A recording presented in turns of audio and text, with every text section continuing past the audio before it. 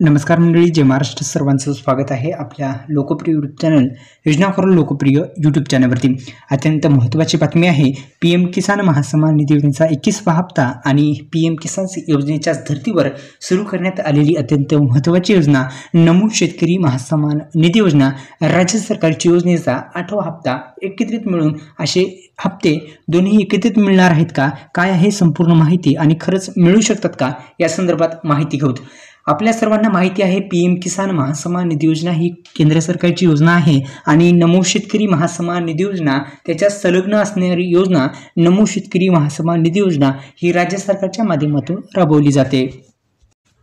आणि आता एक महत्त्वाची बातमी म्हणजे हे दोन्ही हप्ते हे एकत्रित मिळू शकतात का, यावेळेच्या आपण माध्यमातून जाणून घेऊ.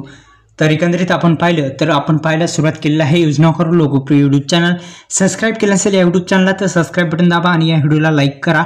फुकट आहे, कोणताही आपला वेळ वाया घालणार नाही. थेट या व्हिडिओला सुरुवात करतोय.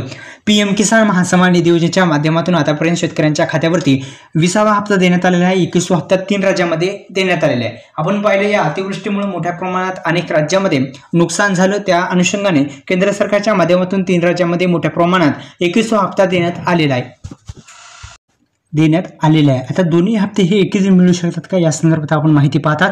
तर एकंदरीत आपण जर पाहिलं तर अनेक PM किसान योजनेचा हप्ता हा नमो शेतकरी योजनेच्या हप्त्यासोबत अनेक वेळा देण्यात आला, पण यावेळेस असं होऊ शकतं पण आणि होऊ शकणार नाही पण अशी शक्यता आहे. कारण की आपण जर पाहिलं तर 21वा जो 20वा हप्ता आहे तो 20वा हप्ता अगोदर आला, नंतर 7वा हप्ता आला. अशाच पद्धतीने PM किसान योजनेचा 21वा हप्ता म्हणजे आता येईल आणि नंतर लगेच नमो शेतकरी महासन्मान निधीचा 8वा हप्ता हा टाकण्यात येईल. असं एकत्रित शेतकऱ्यांच्या खात्यावरती एकंदरीत हे मानधन आहे ते येण्याची शक्यता आहे.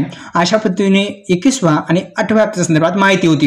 व्हिडिओला लाईक करा, या यूट्यूब चॅनलला सबस्क्राईब केलं नसेल तर सबस्क्राईब करायला पण विसरू नका. धन्यवाद.